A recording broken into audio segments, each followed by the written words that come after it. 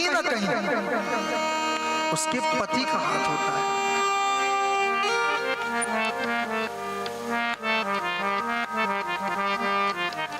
शिव पुराण में कथा है, दक्षिण समुद्र के किनारे एक नगरी है जहां बिंदुक नाम का एक ब्राह्मण रहता था।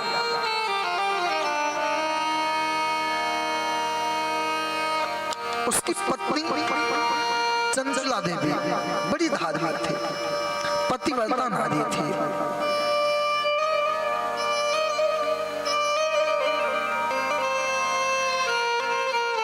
इतनी धार्मिक, पति के बिना कुछ खाती पीती नहीं थी, पति आ जाए, लेकिन पति दुष्ट था। कई लोग कहते हैं, हमारे यहाँ देखिए जितनी कथाएं हैं ना, पहले ब्राह्मणों से चालू। अच्छा, भागवत में भी कथा आती है किसकी? आत्मदेव की। शिव पुराण में भी दो, एक देवराज, एक बिंदुक नाम के ब्राह्मण की कथा है। तो ये दुष्ट था। ये पत्नी इसकी चंचला देवी बड़ी सुंदर थी, लेकिन ये अपनी पत्नी के अलावा दुनिया में जहां जाए वहीं जाए। एक बात पूछा है कि शिव पुराण को सुनने से कितने पाप मुक्त हो जाते हैं? दुनिया में सबसे बड़ा अधर्म क्या है? कि दूसरे की बहन बेटियों को गलत निगाह से देखना सबसे बड़ा पाप है। और राम जी ने स्वयं कहा, अनुज बधू भगनी सुत नारी, इन्हें कुदिष्ट बिलोके जोई, और ताई बधे कछु पाप न हो। जो दूसरे की बहन बेटी को देखते हैं ना, उनको मारो, कोई पाप नहीं लगेगा। एक कथा मिलती है, एक महात्मा जी शिव पुराण की कथा कर रहे थे, तो जो आए उसको उपाय बताए कि जो कोई पाप किया हो, आओ उपाय बताऊं, पाप मुक्त हो जाओगे। कोई कहे, किसी ने कहा मैंने पत्नी को मारा, किसी ने कहा मैंने गाय को मारा, किसी ने कहा बकरी को मारा, किसी ने तमाम बातें। एक आदमी आया, कहा महाराज मैंने 20 का गला सिहा कर दिया। महात्मा ने सोचा कहीं 21वां नंबर मेरा ना लग जाए। कहा दूर खड़े हो जाओ, बताओ बात क्या है? कहा हमने 20 का वध किया है। कहा भैया एक बात बताओ, एक काला झंडा ले और चारों धाम में जहां जहां धाम है जाओ, जहां झंडा सफेद हो जाए वही तुम पाप मुक्त हो गए। अब तो साहब क्या काला झंडा लेके चल दिया। 10 साल तक घूमता रहा, लेकिन झंडा काला का काला। सोचा मेरे से बड़ा पापी कोई नहीं। घर के तरफ चला, जब आ रहा था तो देखता क्या है, गांव के बाहर कुछ लोग हैं, वो किसी एक अबला स्त्री को उसकी इज्जत के साथ छेड़खानी कर रहे थे। मन में आया चल के बचाता हूँ, लेकिन सोचा कि 20 का पाप उतरा नहीं, 5 को और मारूंगा तो क्या हो, तब तो 25 का पाप चढ़ेगा। सोचा नहीं, जाने दो, मरने दो, मुझे मतलब नहीं है, लेकिन रहा नहीं गया। सोचा जैसे 20 का पाप वैसे 5 का और सही, कम से कम एक की इज्जत तो बचेगी। और उसने तलवार उठाई, 5 को स्वाहा, और झंडा लेके चला तो देखा झंडा सफेद हो गया। गांव में आया, महात्मा ने पूछा बेटा झंडा किस धाम में सफेद हुआ? बोला किसी धाम में सफेद। बोला तब कहाँ हुआ? कहा एक स्त्री को कई लोग छेड़ रहे थे उसकी इज्जत के साथ, मैंने उन 5 का वध कर दिया, झंडा सफेद हो गया। अब इसका मतलब ये नहीं कि आप भी सोचो कि ऐसे है। बताना जरूरी है ना। एक बार हुआ क्या, एक बच्चा बीड़ी पीता था, तो घर वाले गुरुदेव के पास ले गए, कहा महाराज इसको समझाओ बीड़ी पीता है। गुरुदेव ने कहा देखो, समझ गए कि ये बीड़ी पीना तो बंद करेगा नहीं। कहा ऐसा बेटा हफ्ते में 1 दिन पी लेगा, रविवार के। और जिस दिन रविवार गुरु जी गायब कहीं गए, अब वो मंदिर के दरवाजे पे बीड़ी पीना आरम्भ किया। चेलों ने पूछा बीड़ी पीते हो? बोला गुरु जी ने कहा है कि जो रविवार को बीड़ी पीता वो स्वर्ग जाता है। अब जो नहीं पी रहे थे वो भी पीने लगे। गुरुदेव ने विचार किया कि कम से कम ये जो 7 दिन में पीता है वो 1 दिन पिएगा तो कम हो जाएगा, लेकिन उसने वही नियम बना लिया। अब जो पीते नहीं थे वो भी पीने लगे। तो इसलिए मैं इन बातों को स्पष्ट कर दूं सबको, यदि पत्नी यदि गलत मार्ग में जाती है तो कहीं ना कहीं पति का भी हाथ है। दुनिया में सबसे अद्भुत संबंध है हमारे देश में पति पत्नी का, सबसे अद्भुत सबसे प्यारा संबंध। अच्छा, पत्नी अपने पति को कुछ भी कह ले, गाली भी दे दे, और तीसरा कोई गाली दे के बता दे,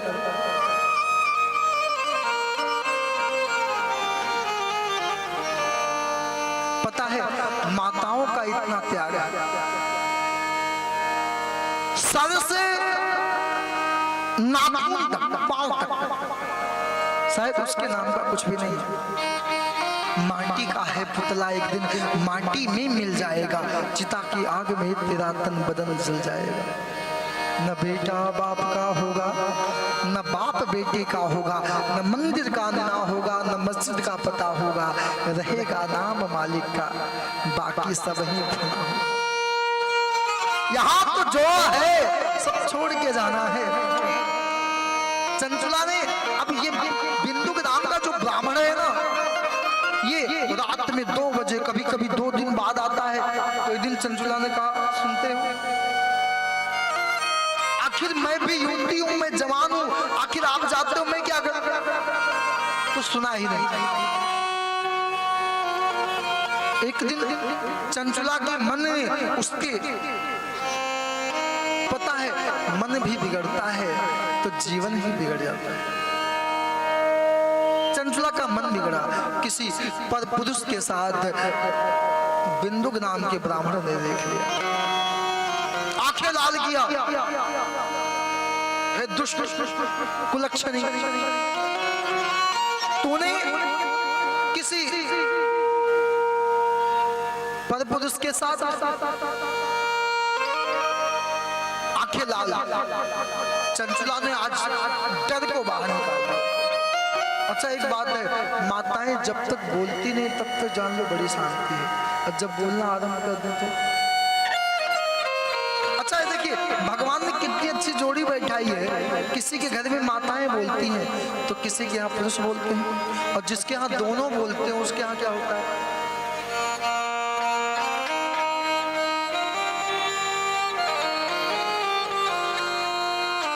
उसके हाथ में। अच्छा, एक बात और है, जिंदगी सेज बने साज ना बनने पाए। आजकल जिंदगी कैसा बाजा बजता है, जिंदगी सेज बने साज ना बनने पाए, दिल तो टूट जाए मगर आवाज ना होने पाए। जिंदगी बिस्तर की तरह होनी चाहिए कि शांति से निकल जाए, पता ही नहीं लगे कि जीवन के 20 साल का व्यतीत हो गए। अच्छा, कई लोग ऐसे होते हैं ना कि जीवन के इतने साल निकल जाते पता ही नहीं लगा, और कई लोग 1 साल में कहते हैं।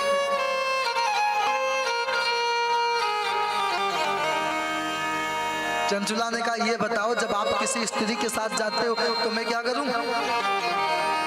बिंदु ने कहा, देख मुझे कोई ऐतराज नहीं है, तू कुछ भी कर, बस तू मुझे पैसे ला के दे, बाकी मुझे कोई मतलब नहीं।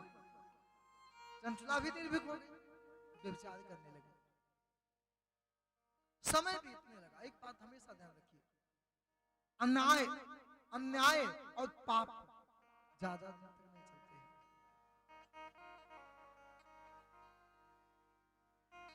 कर्म, तारों के तेज में चांद छिपे नहीं, सूर्य छिपे नहीं बादल छाए, रीढ़ पड़े रजपूत छिपे नहीं, दतार छिपे नहीं मांगन आए।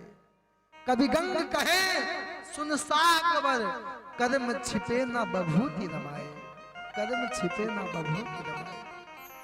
किसी भी योनि में जाओ, और लेकिन कर्म की गति कभी छिप नहीं सकती है।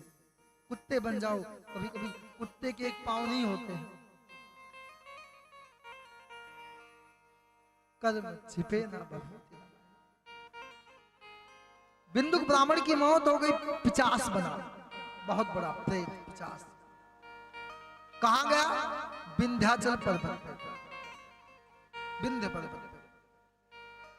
इधर चंचुला की धीरे धीरे अवस्था बदलने लगी। और एक बात कहूंगा इस प्रसंग में बहन बेटियों को, आजकल आप दूसरे के बहकावे में ज्यादा आ जाते हो। आपके जो हितैषी हैं, जो शुभ चिंतक हैं, वही आपके ऊपर चिल्लाते हैं। ये बताओ, जिस बाप ने आपके लिए अपने आप को बेच दिया हो, उससे बड़ा हितैषी कौन हो सकता है? आज हमारे देश में ये जो बहकावे में माताओं को थोड़ी प्रशंसा ज्यादा अच्छी लगती है। अच्छा, एक घटना में आपको, एक आदमी मुझे मिला तो गुटखा बेच रहा था, थोक विक्रेता था। कोई लिया नहीं, एक बहन जी दिखाई दी। उस व्यक्ति ने कहा, दुकान देखा छोटी सी, उसने कहा मैडम जी आप कैसी? उन्होंने कहा आज तक मेरा पति ने जिंदगी भर कभी नहीं कहा। उसने पैसे दूसरे से मांग के लाई, तू मुझे दे, तो जब यहां से निकलना तो मुझे गुटके देके जा, मैं तुझसे सामान लूं। यदि माँ बाप आपके सामने तारीफ नहीं करते हैं तो इसका मतलब ये नहीं कि आपसे प्रेम नहीं करते, आपसे बहुत प्रेम करते हैं।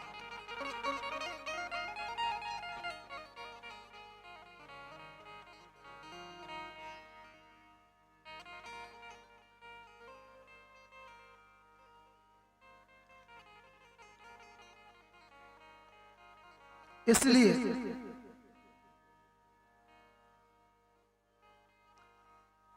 बिंदुक नाम के ब्राह्मण ने मौत के बाद,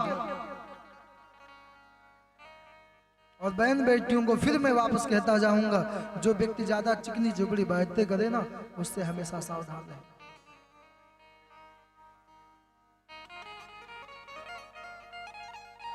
घर को तोड़ने वाले हजारों मिलते हैं, घर को जोड़ने वाला कोई लाखों में एक मिलता है।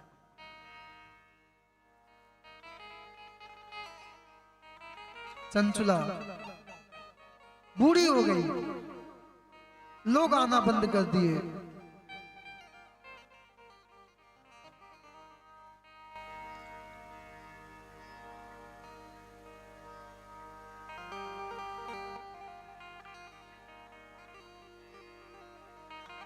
लगा मैंने बहुत पाप किया है।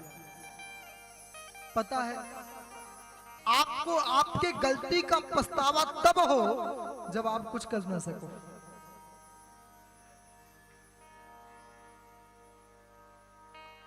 चंचुला तीर्थ यात्रा में निकली और कहीं शिव पुराण की कथा हो रही थी। उसने शिवालय में बैठकर की कथा सुना और कथा के बाद हाथ जोड़ करके कहा, महाराज मैं सबसे नीच मैंने कर्म किया है, मैंने अपने पति को कष्ट दिया है। हे महाराज अब मेरा उद्धार कैसे हो?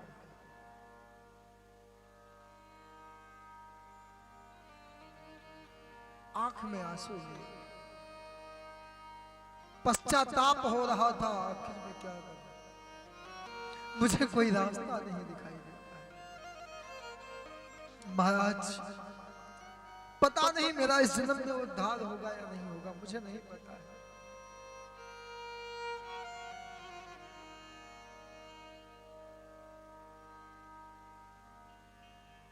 कोई रास्ता हो तो आप बताइए ना, कैसे उद्धार होगा?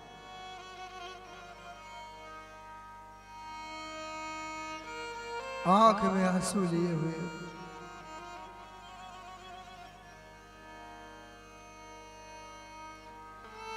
है विधाता, मुझ पापनी को अपने हठात ऐसी बुद्धि कुबुद्धि क्यों दे दी?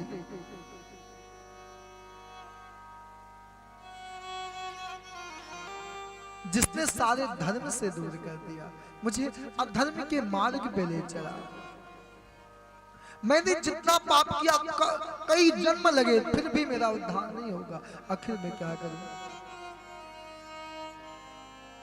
श्री ब्राह्मणोवाच दिष्टया काले प्रबुद्धि शिवे अनुग्रतो वरा इमं शिवपुराणस्य श्रुत्वा वैराग्यवते कथा। कहते हैं दुनिया में कोई कितना बड़ा पाप किया हो वो शिव की शरण में चला जाए, शिव कथा सुन ले, वो पाप मुक्त हो जाता है। पंडित जी ने कहा देखो बेटी, पता है जिस दिन आपके मन में ये हो कि मैंने पाप किया है, मैं अपने उस पाप को किसे बताऊं, उस दिन मान लो आप पाप से मुक्त हो जाओगे। शिव कथा सुनो। उन ब्राह्मण से कहा महाराज आप ही कथा सुना दीजिए।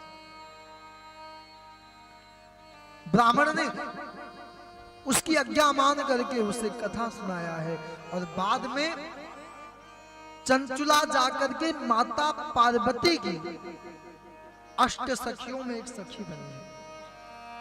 अब सोचिए इतना बड़ा पाप किया हो, उसने अंत में शिव कथा सुनी, क्या हुआ, शिव के धाम गई।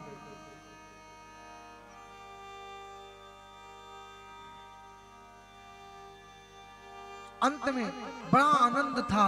कहते हैं कि शिव कथा सुनते पार्वती जी कैलाश पर पहुंच गई। एक दिन आंख में आंसू लिए हुए कहती मैया एक बात बताऊं, मैंने पाप किया, अधर्म किया, लेकिन मैंने शिव कथा सुन करके मैं तो मुक्त हो गई पाप, लेकिन इस शरीर का जो पति था ना वो कहाँ है, वो कभी कभी मुझे लगता है वो मुझे याद करता है। हे मां ये बताइए मेरा पति कहाँ है। आज मैं कैलाश पे हूँ लेकिन इस शरीर का जो पति है ना उसकी मुझे बहुत याद आती है।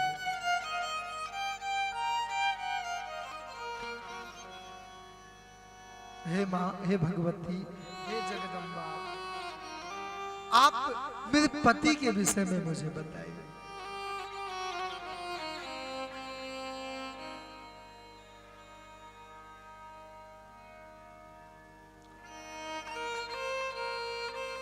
मां जब जब मैं ध्यान लगाती हूं उसकी मुझे याद आती है, पता नहीं कहां होगा। हे भगवती आप सबको देती हो, मेरे पति की रक्षा करें, मुझे मेरा पति चाहिए।